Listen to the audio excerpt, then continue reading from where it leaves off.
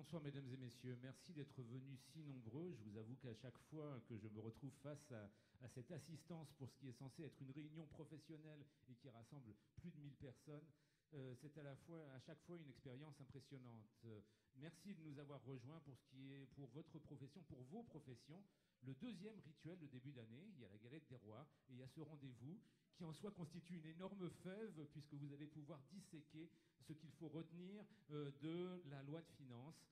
Ceci grâce à l'expertise de la belle brochette d'experts comptables et de notaires qui vont disséquer encore une fois ce texte emblématique et ce qu'il faut en retenir pour le travail que vous aurez ensuite à réaliser avec vos clients.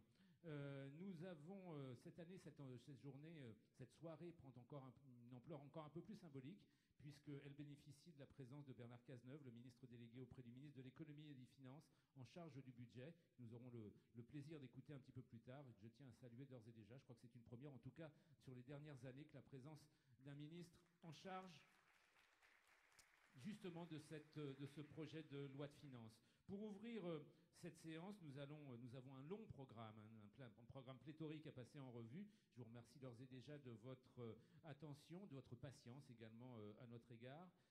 Pour vous épargner peut-être la prise de notes quasiment frénétique, sachez que je crois que les documents seront à votre disposition, seront téléchargeables.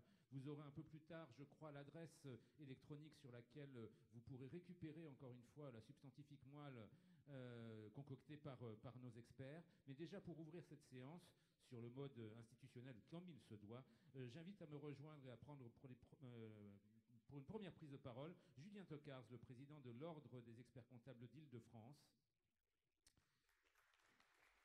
qui sera accompagné, ou plutôt qui sera suivi un peu plus tard, de Jean Tarade, le président du Conseil supérieur du notariat. Julien, à vous la parole.